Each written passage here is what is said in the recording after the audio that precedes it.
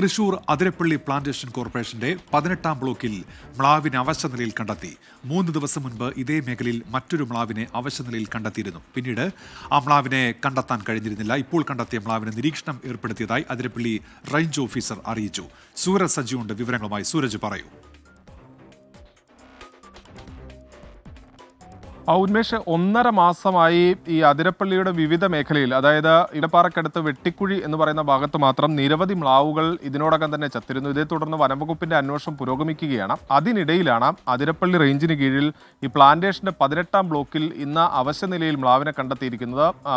വളരെ അവശനിലയിലാണ് ഈ മ്ലാവ് ഉള്ളതെന്ന് ദൃശ്യങ്ങളിൽ തന്നെ വ്യക്തമാണ്. 3 ദിവസം മുമ്പ് സമാനമായ സ്ഥലത്ത് മറ്റൊരു മ്ലാവിനെ കൂടി അവശനിലയിൽ കണ്ടെത്തിയിരുന്നെങ്കിലും പിന്നീട് ഇതിനെന്ത് സംഭവിച്ചെന്ന് സംബന്ധിച്ച് ഒരു വിവരവുമില്ല. അതിനിടയിലാണ് വീണ്ടും ഈ അവശനിലയിൽ മറ്റൊരു മ്ലാവിനെ കൂടി കണ്ടെത്തിയിരിക്കുന്നത്. എന്തായാലും ഇതുമായി ബന്ധപ്പെട്ടുകൊണ്ട് ഈ മ്ലാവിന് നിരീക്ഷണം ഏർപ്പെടുത്തിയതായി വനംവകുപ്പ് വിശദീകരിക്കുന്നുണ്ട്.